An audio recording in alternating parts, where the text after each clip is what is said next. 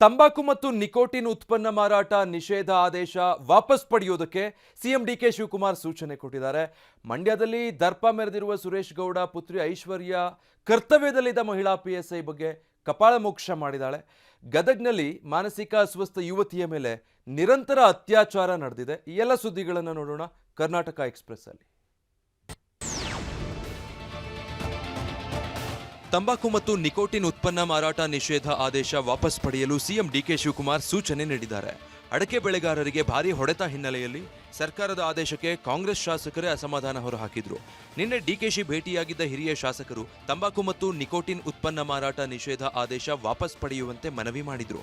ನಿನ್ನೆ ಸಚಿವ ಸಂಪುಟ ಸಭೆಯಲ್ಲೂ ಆರೋಗ್ಯ ಇಲಾಖೆ ಕಾರ್ಯದರ್ಶಿಯನ್ನ ಸಿಎಂ ತರಾಟೆಗೆ ತೆಗೆದುಕೊಂಡಿದ್ರು. ಇಂಥ ಗಂಭೀರ ಆದೇಶ ನನ್ನ ಗಮನಕ್ಕೆ ತರದೆ ಹೇಗ್ ಮಾಡಿದ್ರಿ? ದೊಡ್ಡ ನಿರ್ಣಯ ಮಾಡುವಾಗ ನನ್ನ ಗಮನಕ್ಕೆ ತರಬೇಕೆಂದು ಎಚ್ಚರಿಸಿ ಶೀಘ್ರವೇ ಆದೇಶ ಹಿಂಪಡೆಯಲು ಡಿಕೆ ಶಿವಕುಮಾರ್ ಸೂಚನೆ ನೀಡಿದ್ದಾರೆ.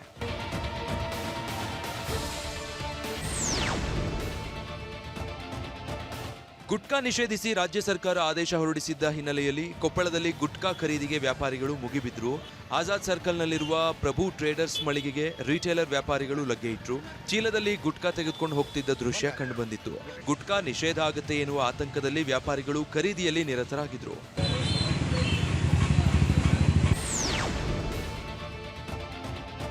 ತುಮಕೂರು ಗ್ರಾಮಾಂತರ ಕ್ಷೇತ್ರದ ಶಾಸಕ ಸುರೇಶ್ ಗೌಡ ಪುತ್ರಿ ದರ್ಪ ಮೆರೆದಿದ್ದಾಳೆ. ಮಂಡ್ಯ ಜಿಲ್ಲೆಯ ಶ್ರೀರಂಗಪಟ್ಟಣ ತಾಲೂಕಿನ ಆರತಿ ಉಕ್ಕಡದಲ್ಲಿ ಮಹಿಳಾ ಪಿಎಸ್ಐಗೆ ಸುರೇಶ್ ಗೌಡ ಪುತ್ರಿ ಐಶ್ವರ್ಯ ಕಪಾಳ ಮೋಕ್ಷ ಮಾಡಿದ್ದಾಳೆ. ಮೊನ್ನೆ ಭೀಮನ ಅಮಾವಾಸ್ಯೆ ಪ್ರಯುಕ್ತ ಐಶ್ವರ್ಯ ಉಕ್ಕಡಕ್ಕೆ ಆಗಮಿಸಿದ್ಲು. ಪ್ರಭಾವ ಬಳಸಿ ವಿಐಪಿ ಪ್ರವೇಶ ಪಡೆದಿದ್ದ ಐಶ್ವರ್ಯ ದೇವರ ಗರ್ಭಗುಡಿ ಬಳಿ ಬಿಡಿ ಅಂತ ಹೇಳಿದ್ದಾಳೆ. ಹೆಚ್ಚು ಜನರಿದ್ದಾರೆ, ಆಗಲ್ಲ ಎಂದು ಪಿಎಸ್ಐ ಸವಿತಾ ಹೇಳಿದಾಗ ಐಶ್ವರ್ಯ ವಾಗ್ವಾದಕ್ಕಿಳಿದಿದ್ದಾಳೆ.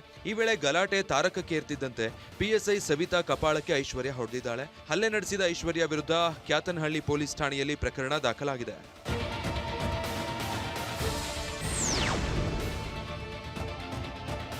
ಕರ್ತವ್ಯ ನಿರತ ಮಹಿಳಾ ಪಿಎಸ್ಐ ಮೇಲೆ ಪುತ್ರಿ ಐಶ್ವರ್ಯ ಹಲ್ಲೆ ಮಾಡಿರೋದಕ್ಕೆ ಬಿಜೆಪಿ ಶಾಸಕ ಪಿ ಸುರೇಶ್ ಗೌಡ ಕ್ಷಮೆ ಯಾಚಿಸಿದ್ದಾರೆ. ಕರ್ತವ್ಯ ನಿರ್ವಹಣೆಯ ವೇಳೆ ಪೊಲೀಸರು ಬಹಳ ಒತ್ತಡದಲ್ಲಿರ್ತಾರೆ. ನನ್ನ ಮಗಳು ತಾಳ್ಮೆ ಕಳೆದುಕೊಳ್ಬಾರ್ದಿತ್ತು. ಯಾರೇ ಆಗಿರ್ಲಿ ತಪ್ಪು ಮಾಡಿದ್ರೆ ಶಿಕ್ಷೆ ಆಗ್ಲೇಬೇಕು. ನನ್ನ ಮಗಳು ತಪ್ಪು ಮಾಡಿದ್ದಾರೆ, ಶಿಕ್ಷೆಯಾಗ್ಲಿ ಎಂದು ಸುರೇಶ್ ಗೌಡ ಪ್ರತಿಕ್ರಿಯಿಸಿದ್ದಾರೆ. ನನ್ನ ಮಗಳು ತಪ್ಪಿದ್ರೆ ನಾನು ಕ್ಷಮೆ ಕೇಳ್ತೀನಿ. ಯಾಕೆಂದರೆ ದೇವಸ್ಥಾನದಲ್ಲಿ ಯಾವುದೇ ಕಾರಣಕ್ಕೂ ನೆಮ್ಮದಿಗೆ ಹೋಗಿ ನೆಮ್ಮದಿ ಹಾಳು ಮಾಡ್ಕೋಬಾರ್ದು. ಅವ್ರ ಕರ್ತವ್ಯದಲ್ಲಿ ಇರಬೇಕಾದ್ರೆ ಒತ್ತಡದಲ್ಲಿ ಇರಬೇಕಾದ್ರೆ ಏನೋ ಅಂದಿರ್ತಾರೆ. ಆದರೆ ಸಾರ್ವಜನಿಕ ಜೀವನದಲ್ಲಿರುವಂಥ ನನ್ನ ಮಗಳಿಗೆ ತಾಳ್ಮೆ ಇರಬೇಕಾಗಿತ್ತು. ನಾನು ನನ್ನ ಮಗಳ ಮಾಡಿರೋಂಥ ತಪ್ಪಿಗೆ ನಾನು ಕ್ಷಮೆ ಕೇಳ್ತೀನಿ. ಇದು ಒಂದು ಡಿಪಾರ್ಟ್ಮೆಂಟ್ ಲೆವೆಲಲ್ಲಿ ತನಿಖೆ ಮಾಡಿ ಯಾವ ತಪ್ಪಿರ್ತದೆ ತಪ್ಪಿಗೆ ಶಿಕ್ಷೆ ಆಗಲೇಬೇಕು ಕಾನೂನಲ್ಲಿ. ಗದಗದಲ್ಲಿ ಕಾಮುಕರು ಅಟ್ಟಹಾಸ ಮೆರೆದಿದ್ದಾರೆ. ಮಾನಸಿಕ ಅಸ್ವಸ್ಥ ಯುವತಿ ನಿರಂತರ ಅತ್ಯಾಚಾರವೆಸಗಿದ್ದಾರೆ. ಯುವತಿ 3 ತಿಂಗಳ ಗರ್ಭಿಣಿಯಾದ ಬಳಿಕ ಕಾಮುಕರ ಅಟ್ಟಹಾಸ ಬಯಲಾಗಿದೆ. ಸಿಕಂದರ್ ಬೇಪಾರಿ, ಶಬ್ಬೀರ ಅಹಮದ ಲಂಗೋಟಿ ಎಂಬುವವರಿಂದ ಈ ಕೃತ್ಯ ನಡೆದಿದೆ. ಸಿಕಂದರ್ ಬೇಪಾರಿ ಎಂಬಾತ ಯುವತಿಯನ್ನ ನಿರ್ಜನ ಪ್ರದೇಶದಲ್ಲಿ ಕರೆದೊಯ್ದು ಅತ್ಯಾಚಾರ ಎಸಗಿದ್ರೆ, ಶಬ್ಬೀರ್ ಅಹಮದ್ ಎಂಬಾತ ಮನೆಯಲ್ಲೇ ಅತ್ಯಾಚಾರ ಎಸಗಿದ್ದಾನೆ. ಪೋಷಕರಿಗೆ ಈ ವಿಚಾರ ತಿಳಿತಾ ಇದ್ದಂತೆ ಹಣದ ಆಮಿಷ ಒಡ್ಡಿ ಪ್ರಕರಣ ಮುಚ್ಚಿ ಹಾಕುವ ಯತ್ನ ಮಾಡಲಾಗಿದೆ. ಸಂತ್ರಸ್ತ ಯುವತಿಗೆ ಲಕ್ಷ್ಮೇಶ್ವರ ಆಸ್ಪತ್ರೆಯೊಂದರಲ್ಲಿ ಗರ್ಭಪಾತ ಮಾಡಿಸಿರುವುದು ತಡವಾಗಿ ಬೆಳಕಿಗೆ ಬಂದಿದೆ. ಗರ್ಭಪಾತ ಮಾಡಿಸಲು ಅಂಜುಮನ್ ಅಧ್ಯಕ್ಷ ಸೇರಿ 3 ಕೈವಾಡ ಇದೆ ಎಂದು ಆರೋಪಿಸಲಾಗಿದೆ. ಸದ್ಯಕ್ಕೆ ಗದಗ ಮಹಿಳಾ ಪೊಲೀಸ್ ಠಾಣೆಯಲ್ಲಿ ಕೇಸ್ ದಾಖಲಾಗಿದೆ. ದೇಶ ವಿರೋಧಿ ಪೇಜ್ಗಳ ಸಂಪರ್ಕ ಹೊಂದಿದ್ದ ಆರೋಪದಡಿ ಕಲಬುರಗಿಯಲ್ಲಿ ಬಂಧಿಸಲಾಗಿರುವ ಸಮೀರ್ನ ಮೊಬೈಲ್ ಪರಿಶೀಲನೆಯ ವೇಳೆ ಮತ್ತಷ್ಟು ಆಘಾತಕಾರಿ ಮಾಹಿತಿ ಬೆಳಕಿಗೆ ಬಂದಿದೆ. ಉತ್ತರ ಪ್ರದೇಶ ಮೂಲದ ಸಮೀರ್ ವಿದೇಶಿ ಮೊಬೈಲ್ ನಂಬರ್ಗಳಿಂದ ವಾಟ್ಸ್ಆಪ್ ಹಾಗೂ ಇನ್ಸ್ಟಾಗ್ರಾಂ ಮೂಲಕ ಹಲವರ ಸಂಪರ್ಕದಲ್ಲಿದ್ದ ಎನ್ನಲಾಗಿದೆ. ಪಾಕಿಸ್ತಾನ ಮೂಲದ ಉಗ್ರ ಸಂಘಟನೆಗಳಾದ ಅಬೀದ್ ಜಟ್ ಹಾಗೂ ಶಹಜಾದ್ ಭಟ್ಟಿ ಜೊತೆ ಸಂಪರ್ಕ ಹೊಂದಿದ್ದ ಆರೋಪವು ಕೇಳಿಬಂದಿದೆ. ಸಮೀರ್ ಮೊಬೈಲ್ನಲ್ಲಿ ಭಾರತದ ವಿರೋಧಿ ವಿಡಿಯೋಗಳು, ಜಮ್ಮು ಕಾಶ್ಮೀರವನ್ನ ಭಾರತದಿಂದ ಪ್ರತ್ಯೇಕವಾಗಿ ತೋರಿಸುವ ವಿಡಿಯೋಗಳು ಹಾಗೂ ಹಲವು ಶಂಕಿತ ವಾಟ್ಸ್ಆಪ್ ಗ್ರೂಪ್ಗಳ ಸದಸ್ಯತ್ವ ಪತ್ತೆಯಾಗಿದೆ. ದೇಶ ವಿರೋಧಿ ಚಟುವಟಿಕೆ ಹಾಗೂ ಕೋಮು ಸಂಘರ್ಷಕ್ಕೆ ಪ್ರಚೋದನೆ ನೀಡುವಂತಹ ವಿಚಾರಗಳು ಮೊಬೈಲ್ನಲ್ಲಿ ಪತ್ತೆಯಾಗಿದೆ ಎಂದು ಪೊಲೀಸ್ ಮೂಲಗಳು ತಿಳಿಸಿವೆ.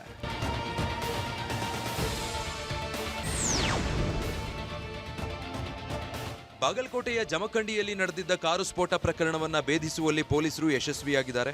Wine shop manager Hanumantha Athani ಹತ್ಯೆಗೆ ಪ್ಲಾನ್ ಮಾಡಿ ಕಾರು ಸ್ಫೋಟಿಸಿರೋದು ತನಿಖೆಯಲ್ಲಿ ಬಹಿರಂಗ ಆಗಿದೆ. ಈ ಸಂಬಂಧ 4 ಆರೋಪಿಗಳನ್ನ ಬಂಧಿಸಲಾಗಿದೆ. ಬಡ್ಡಿ ವ್ಯವಹಾರದ ವಿಚಾರವಾಗಿ ವೈಮನಸ್ಸು ಉಂಟಾಗಿ ಹನುಮಂತ ಅಥಣಿ ಹತ್ಯೆಗೆ ಆರೋಪಿಗಳು ಸಂಚು ರೂಪಿಸಿದ್ರು. ಜುಲೈ 25ರಂದು 30 ಜಿಲೆಟಿನ್ ಕಡ್ಡಿಗಳು, ಡಿಟೋನೇಟರ್ ಬಳಸಿ ಸಿನಿಮೀಯ ಶೈಲಿಯಲ್ಲಿ ಕಾರನ್ನ ಸ್ಫೋಟಿಸಿದ್ರು. ಅದೃಷ್ಟವಶಾತ್ ಹನುಮಂತ ಅಥಣಿ ಅಪಾಯದಿಂದ ಪಾರಾಗಿದ್ರು. ಡಿಸೆಂಬರ್ನಲ್ಲಿ ಹಸೆಮಣೆ ಏರ್ಬೇಕಿದ್ದ SBI ಉದ್ಯೋಗಿಗಳಿಬ್ರು ಪ್ರತ್ಯೇಕವಾಗಿ ನೇಣಿಗೆ ಶರಣಾಗಿರುವ ದಾರುಣ ಘಟನೆ ನಡೆದಿದೆ. ಮೈಸೂರಿನ ಹುಣಸೂರಲ್ಲಿ 26 ವರ್ಷದ ಅನುಶ್ರೀ ಆತ್ಮಹತ್ಯೆ ಮಾಡಿಕೊಂಡಿದ್ದು, ಕೇರಳದ ಇರಿಟ್ಟಿ ಮೂಲದ ಅಮಲ್ ಲಾಡ್ಜ್ನಲ್ಲಿ ನೇಣಿಗೆ ಶರಣಾಗಿದ್ದಾರೆ. ತರಬೇತಿ ವೇಳೆ ಎರ್ನಾಕುಲಂ SBIನಲ್ಲಿ ಪರಿಚಯವಾಗಿದ್ದ ಇಬ್ಬರ ಸ್ನೇಹ ಪ್ರೀತಿಗೆ ತಿರುಗಿ ಡಿಸೆಂಬರ್ನಲ್ಲಿ ಮದುವೆಯಾಗಲು ನಿಶ್ಚಯ ಆಗಿತ್ತು. ಆದರೆ ಇಬ್ಬರ ನಡುವೆ ಫೋನ್ನಲ್ಲಿ ಜಗಳ ನಡೆದಿದ್ದು, ಅದರಿಂದ ಬೇಸತ್ತು ಅನುಶ್ರೀ ಆತ್ಮಹತ್ಯೆ ಮಾಡಿಕೊಂಡಿದ್ದಾರೆ ಎನ್ನಲಾಗಿದೆ. ಅನುಶ್ರೀ ಸಾವಿನ ವಿಚಾರ ತಿಳಿದ ಬಳಿಕ ಅಮಲ್ ಕೂಡ ಆತ್ಮಹತ್ಯೆ ಮಾಡಿಕೊಂಡಿದ್ದಾರೆ ಎನ್ನಲಾಗಿದೆ.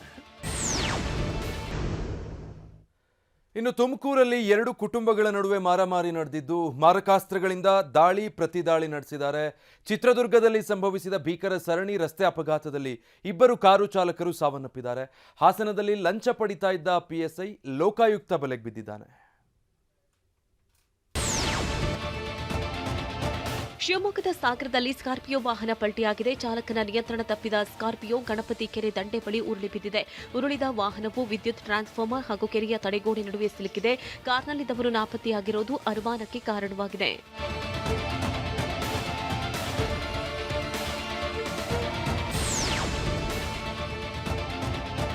ಹಾಸನದಲ್ಲಿ ಲಂಚ ಪಡಿತಾ ಇದ್ದ PSI ಲೋಕಾಯುಕ್ತ ಬಲೆಗೆ ಬಿದ್ದಿದ್ದಾರೆ. ಲಂಚ ಪಡಿತಾ ಇದ್ದ ಹಳಿಬೀಡು ಪೊಲೀಸ್ ಠಾಣೆ PSI ಮಂಜುನಾಥ್ರನ್ನ ಲೋಕಾಯುಕ್ತ ಅಧಿಕಾರಿಗಳು ವಶಕ್ಕೆ ಪಡೆದಿದ್ದಾರೆ. NCR ಇತ್ಯರ್ಥಪಡಿಸಲು ಮಂಜುನಾಥ್ ವ್ಯಕ್ತಿಯೋರ್ವರಿಗೆ 1 ಲಕ್ಷ ಬೇಡಿಕೆ ಇಟ್ಟಿದ್ರಂತೆ. ನಿನ್ನೆ ಹೋಟೆಲ್ನಲ್ಲಿ ಮುಂಗಡವಾಗಿ 20,000 ರೂಪಾಯಿ ಲಂಚ ಸ್ವೀಕರಿಸ್ತಾ ಇದ್ದಾಗ ಮಂಜುನಾಥ್ ರೆಡ್ ಹ್ಯಾಂಡ್ ಆಗಿ ಲೋಕಾಯುಕ್ತ ಅಧಿಕಾರಿಗಳ ಬಲೆಗೆ ಬಿದ್ದಿದ್ದಾರೆ. ಲೋಕಾಯುಕ್ತ ಇನ್ಸ್ಪೆಕ್ಟರ್ಗಳಾದ ಶಿಲ್ಪಾ ಗವಿರಾಜು ನೇತೃತ್ವದಲ್ಲಿ ಈ ದಾಳಿ ನಡೆಸಲಾಗಿದೆ.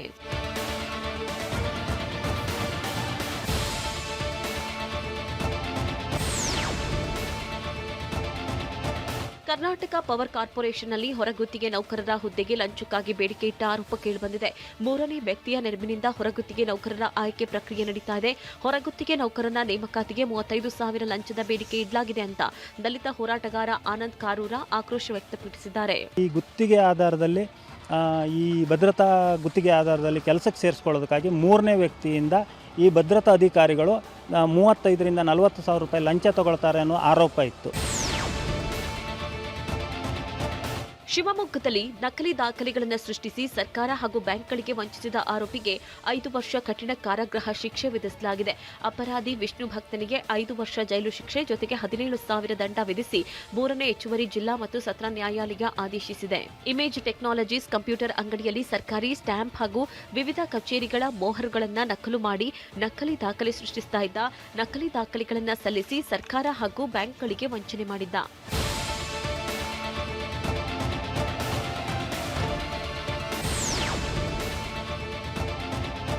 18 ವರ್ಷಗಳಿಂದ ಪೊಲೀಸರ ಕಣ್ಣು ತಪ್ಪಿಸಿ ತಲೆಮರೆಸಿಕೊಂಡಿದ್ದ ಕಳ್ಳ ಶಿವಮೊಗ್ಗ ಪೊಲೀಸರ ಅತಿಥಿಯಾಗಿದ್ದಾನೆ.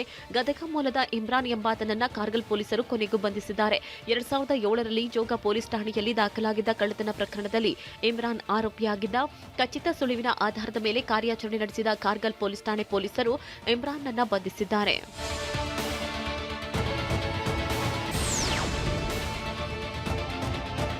ಬಂಟ್ವಾಳ ಗ್ರಾಮಾಂತರ ಪೊಲೀಸರು ಭರ್ಜರಿ ಕಾರ್ಯಾಚರಣೆ ನಡೆಸಿ ನಿಷೇಧಿತ MDMA ಹಾಗೂ ಗಾಂಜಾ ಸೇರಿದಂತೆ 4,90,000 ಮೌಲ್ಯದ ಮಾದಕ ಸ್ವತ್ತುಗಳನ್ನು ವಶಪಡಿಸಿಕೊಂಡಿದ್ದಾರೆ. ದಕ್ಷಿಣ ಕನ್ನಡ ಜಿಲ್ಲೆಯ ಬಂಟ್ವಾಳ ತಾಲೂಕಿನ ಕಾವಳಪಡೂರಿನಲ್ಲಿ ದಾಳಿ ನಡೆಸಿದ ಪೊಲೀಸರು 22.57 ಗ್ರಾಂ MDMA ಹಾಗೂ 30.34 ಗ್ರಾಂ ಗಾಂಜಾ ವಶಪಡಿಸಿಕೊಂಡಿದ್ದಾರೆ. ಡ್ರಗ್ಸ್ ಸಾಗಾಟಕ್ಕೆ ಬಳಸಿದ್ದ ಕಾರು ಹಾಗೂ 5 ಮೊಬೈಲ್ಗಳನ್ನು ಕೂಡ ಪೊಲೀಸರು ಸ್ವಾಧೀನಪಡಿಸಿಕೊಂಡಿದ್ದಾರೆ. ಪ್ರಕರಣ ಸಂಬಂಧ ನಾಶೀರ್ ಹುಸೇನ್, ಮೊಹಮ್ಮದ್ ಜುನೈದ್ ಹಾಗೂ ಮೊಹಮ್ಮದ್ ಆಫ್ರಿದಿ ಎಂಬ ಮೂವರನ್ನ ಬಂಧಿಸಲಾಗಿದೆ.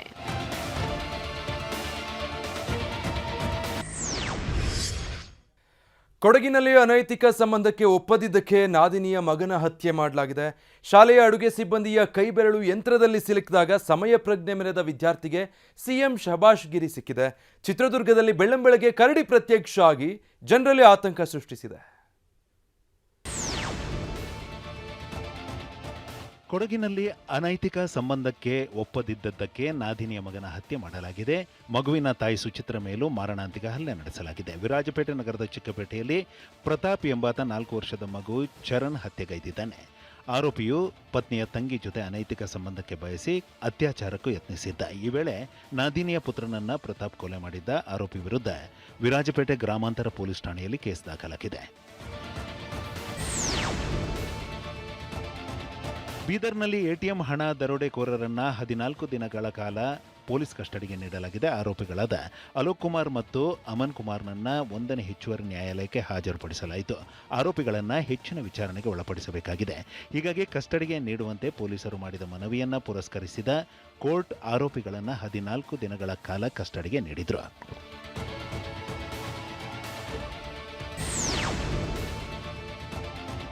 ಕಲಬುರಗಿಯ ಕುಖ್ಯಾತ ರೌಡಿಶೀಟರ್ ಗಜಾನನ ದೇಶಪಾಂಡೆಯನ್ನ ಗಡೀಪಾರು ಮಾಡಲಾಗಿದೆ. ಉತ್ತರ ಕನ್ನಡ ಜಿಲ್ಲೆ ಮುರುಡೇಶ್ವರ ಠಾಣಾ ವ್ಯಾಪ್ತಿಗೆ 1 ವರ್ಷದ ಕಾಲ ಗಜಾನನನ್ನ ಗಡೀಪಾರು ಮಾಡಿ ಆದೇಶ ಹೊರಡಿಸಲಾಗಿದೆ.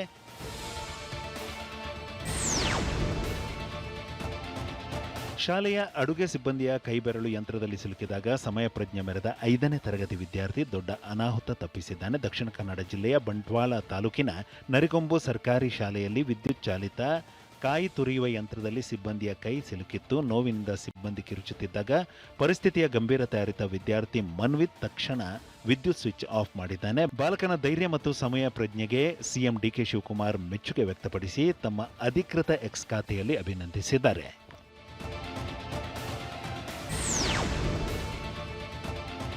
ಭದ್ರಾ ಜಲಾಶಯದಿಂದ ನಾಲೆಗೆ ನೀರು ಹರಿಸದಿದ್ದರೆ ಆಗಸ್ಟ್ 16ರಂದು ಹೆದ್ದಾರಿ ಬಂದ್ ನಡೆಸಲು ಭಾರತೀಯ ರೈತ ಒಕ್ಕೂಟ ನಿರ್ಧರಿಸಿದೆ. ದಾವಣಗೆರೆ ಜಿಲ್ಲೆಯಲ್ಲಿ ಈಗಾಗಲೇ ರೈತರು ಭತ್ತ ನಾಟಿ ಮಾಡಿದ್ದಾರೆ. ಸರ್ಕಾರ ತನ್ನ ನಿರ್ಧಾರ ನಾಳೆ ಸಂಜೆಯೊಳಗೆ ಸ್ಪಷ್ಟಪಡಿಸಬೇಕು. ಇಲ್ಲವಾದರೆ ಇದೇ 16ಕ್ಕೆ ಹೆದ್ದಾರಿ ಬಂದ್ ಮಾಡಲಾಗುವುದು ಎಂದು ಭಾರತೀಯ ರೈತ ಒಕ್ಕೂಟದ ಎಸ್ಎ ರವೀಂದ್ರನಾಥ್ ಎಚ್ಚರಿಕೆ ನೀಡಿದ್ದಾರೆ. ರೇಟ್ ಜಾಸ್ತಿ ಆದ್ಮೇಲೆ ಬಂದಾವೆ. ನಾವು ರೇಟ್ ಕಡಿಮೆ ಇದ್ದಾಗೂ 60 ರೂಪಾಯಿ 70 ರೂಪಾಯಿಗೆ ಕ್ವಿಂಟಾಲ್ ಭತ್ತ ಇದ್ದಾಗೂ ಹೋರಾಟ ಮಾಡಿ ಭತ್ತಕ್ಕೆ ನೀರು ಕೊಡ್ಸೇವಿ, ಎಲ್ಲ ಮಾಡೀವಿ. ಹಾಗಾಗಿ ಈಗಲೂ ಸಹ ನಮ್ಮ ಹೋರಾಟ ಎಲ್ಲ ಬೆಳೆಗೆ. ಯಾದಗಿರಿಯ ಸರ್ಕಾರಿ ತಾಯಿ ಮತ್ತು ಮಕ್ಕಳ ಆಸ್ಪತ್ರೆ ಅಧ್ವಾನಗೊಂಡಿದೆ. ಇಲ್ಲಿಗೆ ಬಂದ್ರೆ ಸಾಕು ರೋಗ ಹುಡುಕಿಕೊಂಡು ಬರುವಂತ ಸ್ಥಿತಿ ನಿರ್ಮಾಣವಾಗಿದೆ. ಆಸ್ಪತ್ರೆಯೊಳಗೆ ಕಿಡಿಗೇಡಿಗಳು ಎಲ್ಲೆಂದರಲ್ಲಿ ಗುಟ್ಕಾ ಜಗಿದು ಹೋಗಿದ್ದಾರೆ. ಈ ಆಸ್ಪತ್ರೆಯ ಪ್ರತಿ ಕಿಟಕಿ ಮತ್ತು ಗೋಡೆಗಳ ಮೇಲೆ ಗುಟ್ಕಾ ಹಾಗೂ ಪಾನ್ ಮಸಾಲದ ಕಲೆಗಳಿವೆ.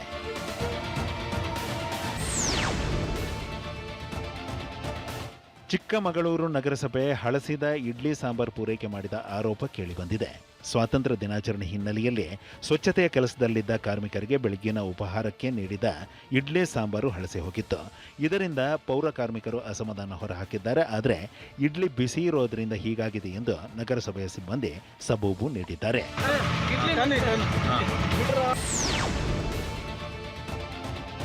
ಬರೋಬ್ಬರಿ 6 ತಿಂಗಳಿನಿಂದ ಫುಡ್ ಕಿಟ್ ಸಿಗದ ಕಾರಣ ಚಾಮರಾಜನಗರ ಜಿಲ್ಲೆಯ ಆದಿವಾಸಿ ಸೋಲಿಗರು ಒಂದೊತ್ತು ಊಟಕ್ಕೂ ಕಷ್ಟಪಡುತ್ತಿದ್ದಾರೆ.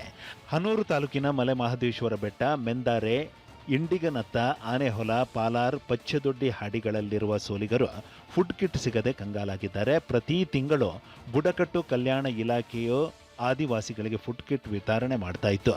ಆದರೆ ಮರು ಟೆಂಡರ್ ಆಗದ ಕಾರಣ ಫುಡ್ ಕಿಟ್ ವಿತರಣೆ ಸ್ಥಗಿತಗೊಂಡಿದೆ.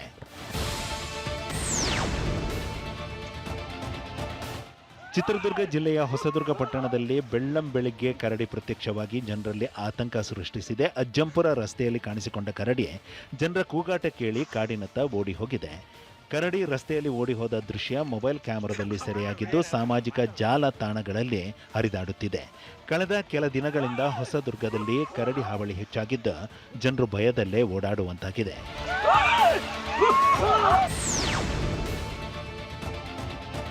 ದಾವಣಗೆರೆ ಜಿಎಂಐಟಿ ವಿಶ್ವವಿದ್ಯಾಲಯ ದೇಶದಲ್ಲಿಯೇ ಮೊದಲ ಪ್ರಯತ್ನ ನಡೆಸಿದೆ. ದೇಶದ ಪ್ರತಿಷ್ಠಿತ 75 ವಿವಿಧ ಕಂಪನಿಗಳ HR ಸೇರಿಸಿ ಸಮ್ಮೇಳನ ನಡೆಸಿತು. ಪ್ರತಿಷ್ಠಿತ ಕಂಪನಿಗಳ ಗ್ಲೋಬಲ್ ಹೆಡ್ಗಳು ಸಹ ಸಮ್ಮೇಳನಕ್ಕೆ ಆಗಮಿಸಿದ್ರು. ಈ ಸಂದರ್ಭದಲ್ಲಿ ಮಾತನಾಡಿದ ಜಿಎಂಐಟಿ ವಿವಿ ಕುಲಪತಿ ಜಿಎಂ ಲಿಂಗರಾಜ್ ಸಮ್ಮೇಳನ ಆಯೋಜನೆಗೆ ಹರ್ಷ ವ್ಯಕ್ತಪಡಿಸಿದ್ರು. ಬೆಂಗಳೂರು ಹೊರತುಪಡಿಸಿ ಇದೇ ಮೊದಲ ಬಾರಿಗೆ HR ಸಮ್ಮೇಳನವನ್ನು ದಾವಣಗೆರೆಯಲ್ಲಿ ಆಯೋಜಿಸಲಾಗಿದೆ ಎಂದರು. ಹೆಚ್ಚು ವಿದ್ಯಾರ್ಥಿಗಳನ್ನು ನಮ್ಮ ಭಾಗದಿಂದ ಆಯ್ಕೆ ಮಾಡ್ಕೊಂಡು ಹೋಗೋಕ್ಕೆ ಅವ್ರಗಳಿಗೂ ಅನುಕೂಲ ಆಗಲಿ ಅಂತ ಈ ಒಂದು ಪ್ರಯತ್ನ ಯಶಸ್ವಿಯಾಗಿದೆ. ಮಧ್ಯ ಕರ್ನಾಟಕದಲ್ಲಿ ಮತ್ತು ಕರ್ನಾಟಕದಲ್ಲಿ ಯಾವುದೇ ಕ್ಯಾಂಪಸ್ನಲ್ಲಿ ಈ ರೀತಿಯಾದಂತಹ ಎಲ್ಲ HR ಒಂದೇ ಕಡೆ ಸೇರ್ತಕ್ಕಂಥ ಕೆಲಸ ಆಗಿದ್ದಿಲ್ಲ. ಈ ಒಂದು ಪ್ರಥಮ ಪ್ರಯತ್ನದಲ್ಲಿ ಒಳ್ಳೆ ನಾವು ಯಶಸ್ವಿ ಮಾಡಿದ್ದೇವೆ.